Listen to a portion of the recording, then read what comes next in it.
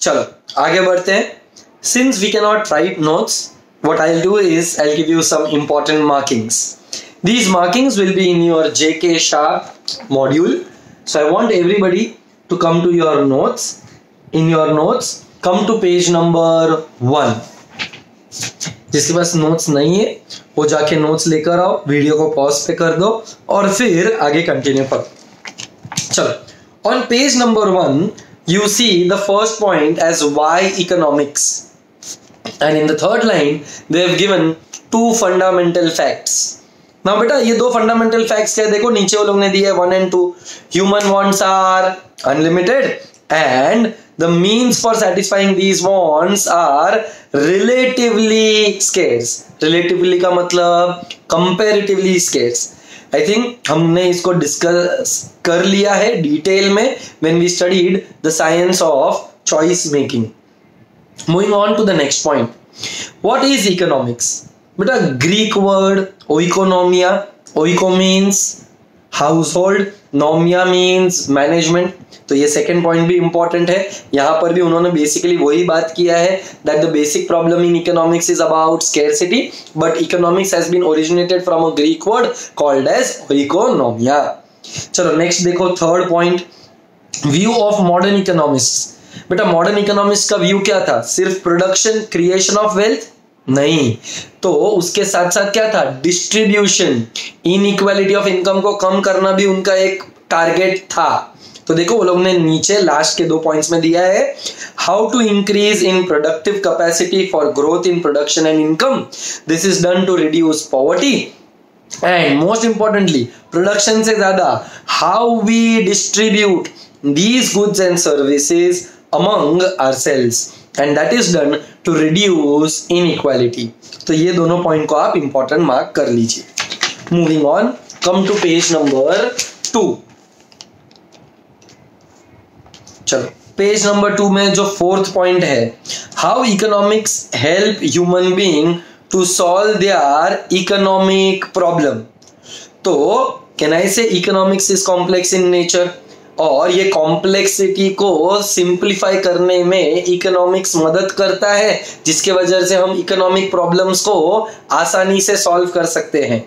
Yes और no. चलो next 5th point, mark it as very important, basic elements of discipline of economics.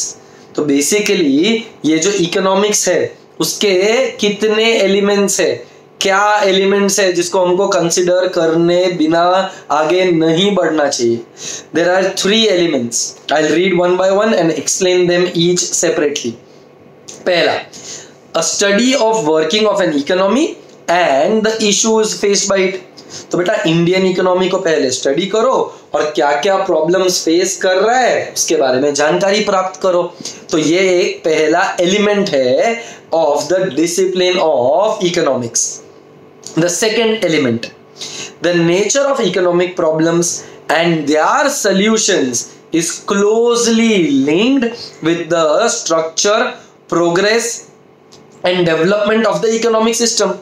तो बेटा जो भी प्रॉब्लम हम फेस कर रहे हैं उसका सोल्यूशन डिपेंड करता है कि आपका कंट्री कितना डेवलपमेंट कर रहा है, क्या प्रोग्रेस है, क्या आपके कंट्री का इकोनॉमिक स्ट्रक्चर है, whether you are a capitalist economy, whether you are a socialist economy और you are a mixed economy.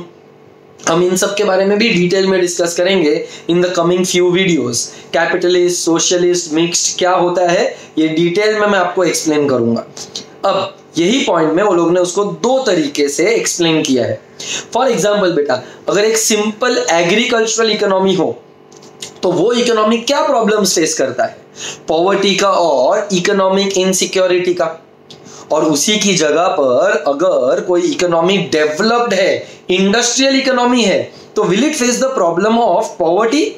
No, I think they will face the problem of inequality of income and economic instability, that is the ups and downs in the business cycle. तो अगर agricultural economy है तो problems अलग है तो उसके solutions अलग होंगे. अगर एग्रीकल्चरल इकोनॉमी है अगर इंडस्ट्रियल इकोनॉमी है तो उसके प्रॉब्लम्स अलग है तो उसके सॉल्यूशंस भी अलग बनेंगे. The next one, C part. Economic problems of individuals and societies are interdependent on the other social, cultural and political aspects of human existence. बेटा कहना है से जो भी इकोनॉमिक प्रॉब्लम है वो इंडिपेंडेंट तो नहीं है, वो हमारे सोसाइटी से, हमारे पॉलिटिकल नेचर से, वो हमारे इकोनॉमी के कल्चरल एस्पेक्ट से इंटरकनेक्टेड है. So economics is not independent, it is interdependent on various other things which can be social aspects, cultural aspects or for that matter even political aspects. So beta ये जो तीनों points है, these are the three basic elements of the discipline of economics. Mark the fifth point as very important. The sixth point is quite simple, you all can read that one, it is read once. The seventh one, types of wants. Not very important but you need to know that there are two types of wants. एक होता है economic wants, एक होता है non economic wants. बेटा economic wants का मतलब क्या होता है? All those wants which can be satisfied with the use of money, जैसे कि रोटी, कपड़ा, मकान, जैसे कि मूवीज, पॉपकॉर्न, हुक्का, दारू etcetera. But there are other set of things which are called as non-economic in nature. अब ये non-economic क्या होता है? जो पैसे से नहीं खरीदा जा सकता. Love, care, affection. You cannot purchase out of money. Therefore, those wants which cannot be purchased with money are called as non-economic wants. Next. बेटा हमने इसके बाद जो किया था वो थे 4 डेफिनेशंस और बहुत इकोनॉमिस्ट ने अलग अलग डेफिनेशंस को अलग अलग तरीके से एक्सप्लेन किया है. Now majority of you all are from commerce background, but for all those who are from science background I will be reading the definitions and I'll be explaining you the definitions in detail. So in case you have not understood by reading it, I am here to explain you each and every word which is given in the definitions. चलो तो पहला definition कौन सा था बेटा? Science of material wealth. चलो उसमें देखो सेकंड पॉइंट डेफिनेशंस का दिया है, 2 डेफिनेशन दिख रहे होंगे आपको साइंस ऑफ वेल्थ में. सेकंड पॉइंट डेफिनेशंस के अंदर आपको 2 डेफिनेशंस दिख रहे होंगे. पहला definition, an inquiry into the nature and causes of wealth of nations. मतलब कहना से ये बेसिकली ये कहना चाहता है to grow rich by making the nation wealthy. एक नेशन अगर वेल्दी होगा तो उसके अंदर के जो लोग होंगे वो भी तो खुश रहेंगे ना. तो ये जो डेफिनेशन था वो एडम स्मिथ का था क्योंकि उसने बोला था पैसा, मनी, वेल्थ. एक और इकोनॉमिस्ट है जिसका नाम है जेबी से और वो बोलते हैं economics is nothing else but science of wealth. Again बेटा as I told you anything which is revolving around wealth is science of wealth. ये हो गए आपके पहले 2 डेफिनेशंस. नेक्स्ट आगे बढ़ते हैं. On the same page number 3 पर देखो नीचे एकदम बॉटम में वो लोगों ने आपको साइंस ऑफ मटेरियल वेलबीइंग दिया है, दिखा? ओके वहां पर देखो सेकेंड पॉइंट में डेफिनेशंस दिए हैं. चलो मैं डेफिनेशन पहले पूरा रीड करता हूं फिर आपको उसको पार्ट बाय पार्ट एक्सप्लेन करूंगा. Economics is a study of mankind in ordinary business of life. It examines that part of individual and social action which is most closely connected with the attainment and with the use of material requisites of well-being. Thus, it is on one side a study of wealth and on the other and more important side a part of study of man. अब definition भले ही लंबा है but meaning एकदम simple है. I am sure काफी लोगों ने समझ भी लिया होगा. चलो एक्सप्लेन करता हूं. Economics is a study of mankind, humans का स्टडी है in ordinary business of life. मतलब in day to day routine हम लोग जो भी डे टू डे एक्टिविटीज करते हैं इकोनॉमिक्स उसी के बारे में एक स्टडी है, एक साइंस है. आगे, it examines that part of individual and social action, मतलब सिर्फ मेरा एक्शन को कंसिडर नहीं करता है, एज अ ग्रुप सोसाइटी के एक्शन को भी कंसिडर करेगा। But it should be closely connected, किससे क्लोजली कनेक्टेड होना चाहिए? With the attainment of material requisites of wellbeing, मतलब उन सारे गुड्स से जिससे आपका वेलफेयर हो। मटीरियल रिक्विजिट्स ऑफ वेलबीइंग मतलब all those goods which lead towards the welfare of the people। तो अच्छी चीजों का बारे में बात कर रहे हैं, बुरी चीजों के बारे में बात कर रहा नहीं है। Thus, it is on one side a study of wealth and on the other and more important side a study of man। तो हमने यही तो कहा था ना कि अल्फ्रेड मार्शल बोलता है पैसा तो इंपॉर्टेंट है ही, बट पैसे के साथ साथ लोगों का भी इंपॉर्टेंस है, ह्यूमंस का, मैनकाइंड का भी इंपॉर्टेंस है। This definition was given bye Alfred Marshall. The next one देखो, उसके नीचे ही एक और डेफिनेशन दिया है, and that definition is given by A.C. Pigou. अब पिगू अंकल क्या बोलते हैं? The range of our inquiry becomes restricted to that part of social welfare that can be bought directly or indirectly into the relation with the measuring rod of money। बेटा इसका मतलब क्या हो गया? देखो थोड़ा थोड़ा करके, The range of our inquiry becomes restricted, मतलब हम जो पढ़ रहे हैं, समझ रहे हैं, इंक्वायरी कर रहे हैं, वो थोड़ा रेस्ट्रिक्टेड है। किस चीज को लेकर रेस्ट्रिक्टेड है?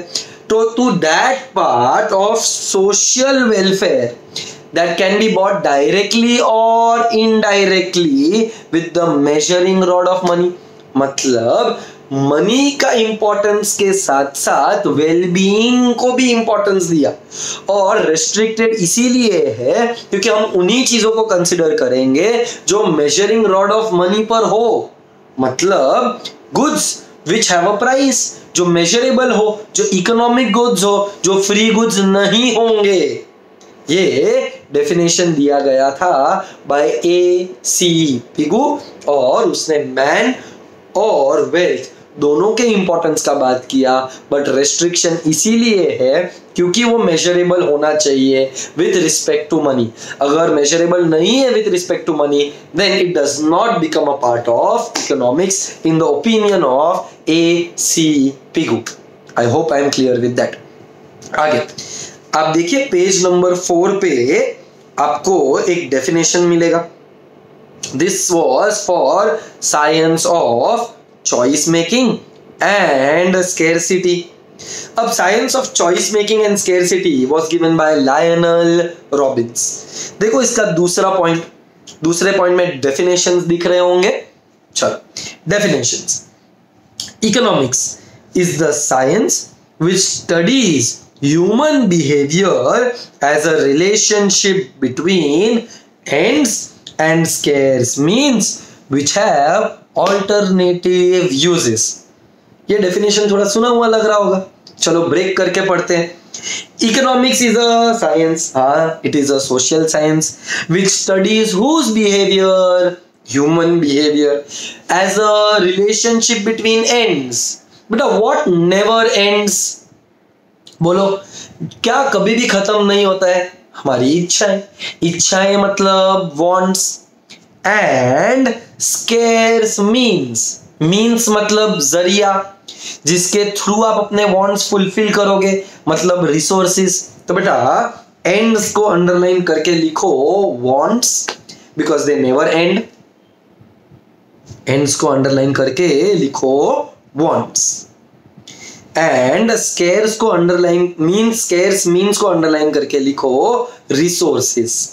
तो इससे क्या समझ में आया कि wants are unlimited and resources are limited. Not just that, they have alternative uses. तो बेटा मैंने आपको एग्जांपल दिया था, टाइम, मनी। कैन आई से टाइम हैज ऑल्टरनेटिव यूजेस। कुछ लोग ये टाइम को वेस्ट करेंगे, सो जाएंगे, खेलने के लिए चले जाएंगे, ग्रुप बिल्डिंग में क्रिकेट खेलेंगे, बट कुछ लोग शायद वीडियो देखकर पढ़ाई करेंगे। तो time is a resource but it has an alternative uses. Money is a resource but it has an alternative use. Coal can be used in multiple things. Domestic use के लिए, cooking के लिए use हो सकता है, commercial में electricity के लिए यूज हो सकता है। आप लोग भी कोल कहीं ना कहीं इस्तेमाल तो कर ही लेते हो। तो can I say that coal is also having an alternative use. This definition was given by Lionel Robbins. Lionel Robbins ने एक और बात की, वो बोलता है कि economics is neutral between ends. क्या कहा? Economics is neutral between ends. This is given on page number 5, science of development and growth के ऊपर, पेज नंबर 5 अदर पॉइंट्स में लास्ट लाइन देखो। According to him economics should be neutral between ends. और ये best है। ये बोलता है कि there is no good want, there is no bad want, there is nothing which can be termed or there is no difference between goods and services. तो Adam Smith ये बोलता था, सॉरी अल्फ्रेड मार्शल ये बोलता था कि only goods should be considered. Adam Smith भी बोलता था only good should be considered. But Lionel Robins ये कहता है कि why only good should be considered, even services will be considered. He said that there is no difference between what is good and what is bad. अगर तेरे को दारू पीने का है पी, तेरे को अगर सिगरेट मारने का है मार। If you want to drink water, you drink water. If you want to drink मदिरा, you drink मदिरा। मतलब वो बोलता है कि गुड वांट और बैड वांट के बीच में कोई फर्क नहीं है। Liquor is also want. तो दारू पी, पर अगर किसी को दारू नहीं पीना है, पानी पीना है, जूस पीना है, नारियल पानी पीना है, पियो ना। ये भी वांट है और वो भी वांट है। अच्छे और बुरे के बीच में भेदभाव किया नहीं है। Therefore economics is neutral between ends. This definition was given by Lionel Robbins. चौथा और आखिरी डेफिनेशन बेटा was given by Paul Samuelson. देखो ऑन पेज नंबर 5 इंट्रोडक्शन है ना, इंट्रोडक्शन, उसमें सेकेंड पॉइंट को इंपॉर्टेंट मार्क करो। क्या है second point? He emphasized on twin themes of economics. Twin themes मतलब दो चीजों पे फोकस किया। कौन सी दो चीजों पे? एक तरफ स्केर्सिटी तो एक तरफ efficiency. So can I say Lionel Robbins was talking about scarcity oriented definition, but Paul Samuelson shifted his focus from efficiency to from scarcity to scarcity as well as efficiency. This definition was given by Paul Samuelson. Definition देखो दूसरा ही point दिया हुआ है, दूसरा ही box में बना कर दिया है। चलो पढ़ते हैं हमने क्या दिया है उसने। Economics is the study of how men and society choose with or without the use of money to employ scarce productive resources which could have alternative uses to produce various commodities over time and distribute them for consumption now and in the future amongst various people and groups of society. अब definition वापस बढ़ा है, break करके समझते हैं। Economics is the study of how men and society choose, how an individual chooses, how the society chooses. अब यहाँ पर नोट करने वाली क्या बात है? With or without the use of money, मतलब पैसे को ही सिर्फ इंपॉर्टेंस दिया नहीं है।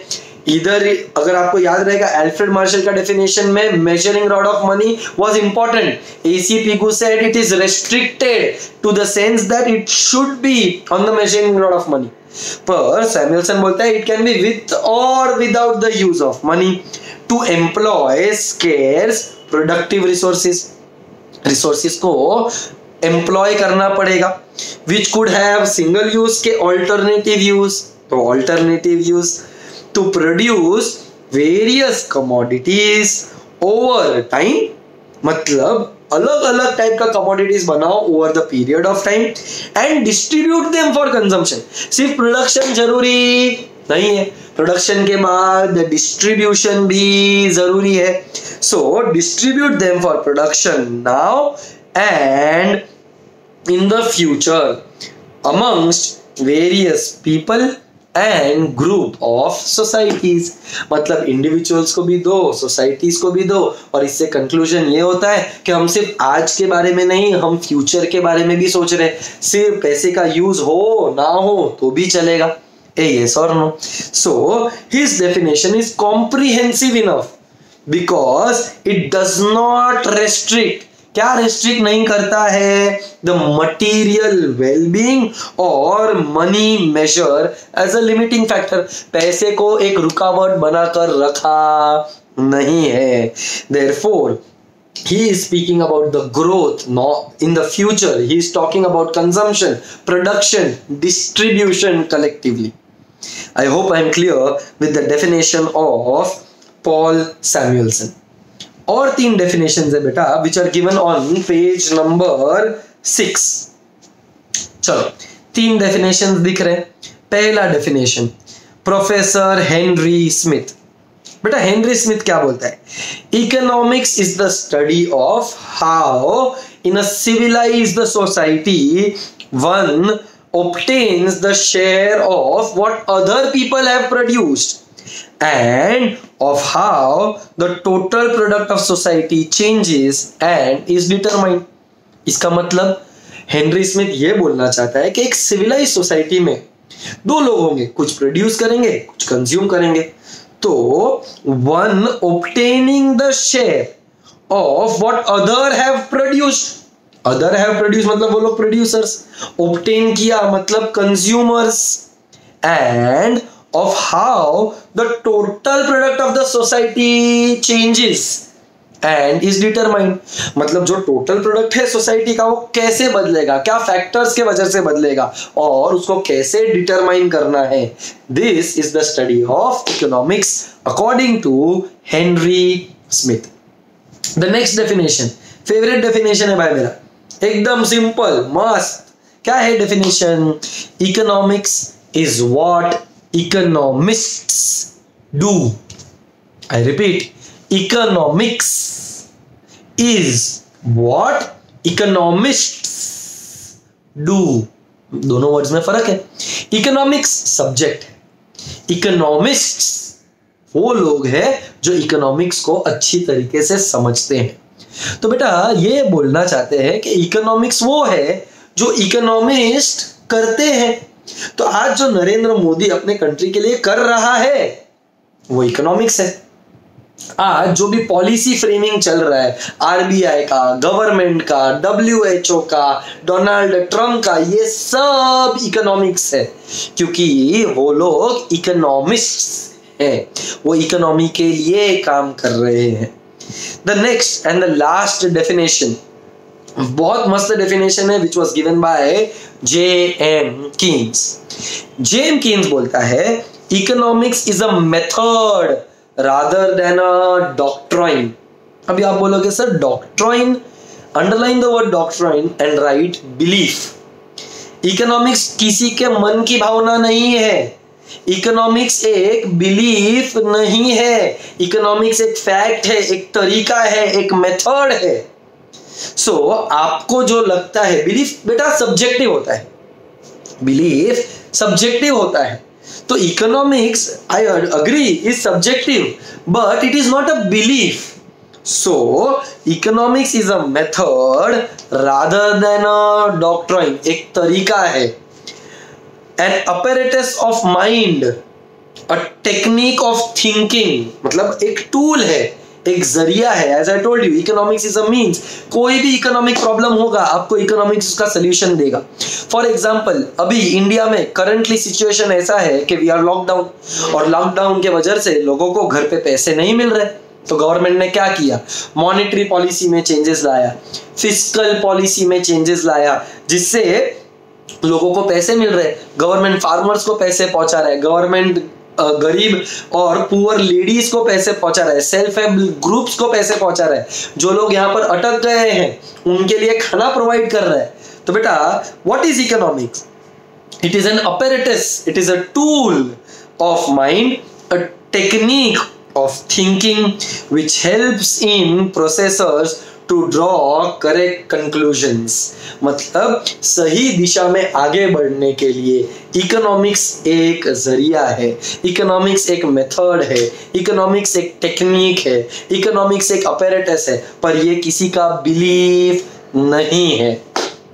तो बेटा टोटल हमने पढ़े 4 डेफिनेशंस और ये चारों डेफिनेशंस अलग अलग इकोनॉमिक्स के हैं, classical, neo classical and modern.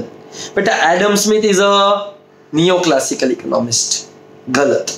चलो आप मुझे बताओ, Adam Smith is a classical, JB Say classical, AC Pigou neo classical, Alfred Marshall neo classical.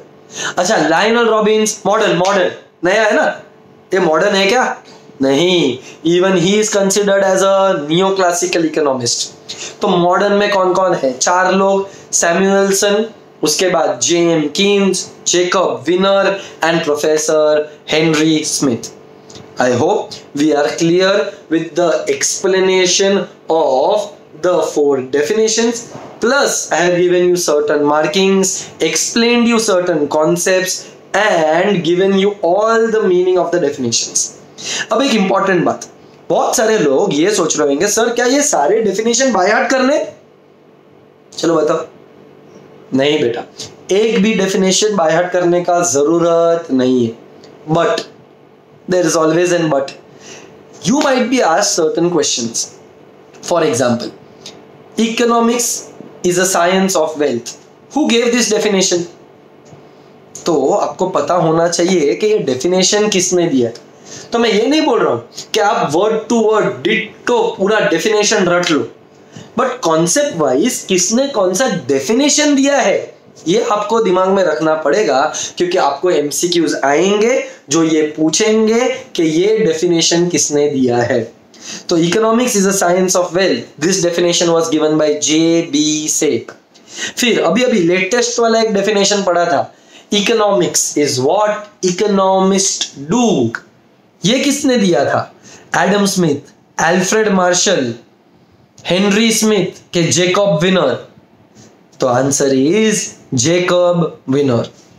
So what I am trying to explain beta is you might not have to write these definitions, but they will give you the definition and ask you who or which economist has given the definition, for which you need to know the definitions.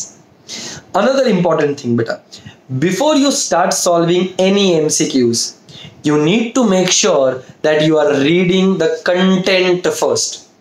पहले content thoroughly पढ़िए, content thoroughly पढ़ने के बाद आप MCQ solve करेंगे तो आपका life easy हो जाएगा, कन्वीनियंट हो जाएगा, and you will be able to solve MCQs.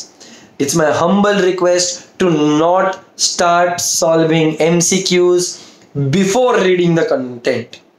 Also, I will assure you that I am going to discuss all the MCQs with you, but I do expect one thing in return, in favor, that आप इतने pages पढ़ के रखेंगे. Thank you so much for now. This is the definitions of economics.